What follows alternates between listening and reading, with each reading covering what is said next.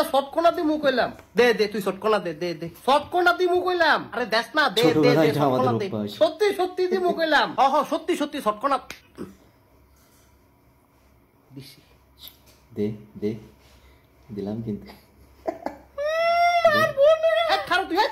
ভিডিওটা দেখে ছোটবেলার কথা মনে পড়ে গেল। আমার একটা বন্ধু ছিল, নাম বলবো না, এখন আমরা বড় হয়ে গেছি, হয়তো বা শরম পাবে। আমরা ছোটবেলায় কিন্তু যখন ফুটবল খেলতাম, ক্রিকেট খেলতাম, ঠিক এই সময়টাতে যখন ওকে একটা চর মারা হতো তখন বলতো যে আরেকটা মার, তখন আরেকটা চর মারতাম, তখন বলতো যে আরেকটা মারে দেখ তোর খবর আছে, তখন আরেকটা চর মারা হতো, তখন বলতো যে আরেকবার মারে দেখ, যখন তৃতীয়বার চর মারো তখন ভ্যাঁ করে কান্দে উঠবে।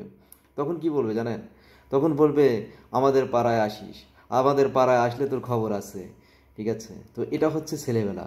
আমাদের ছেলেবেলাগুলো আসলে অনেক সুন্দর ছিল যখন আমরা এই সময়টা পার করেছি। এখনকার সময়ে হয়তো বা যারা ছোট বাচ্চা কাচ্চা আছে তারা এই সময়গুলো করতে পারছে না বা সেইভাবে, কারণ আমাদের সময়টা ছিল অন্যরকম। আমরা গোল্লাছুট খেলতাম, মানে ফুটবল খেলতাম, ক্রিকেট খেলতাম, ব্যাডমিন্টন খেলতাম, ভলিবল খেলতাম, মানে গুটি খেলতাম, এমন কোনো খেলা নাই যে আমরা খেলি নাই।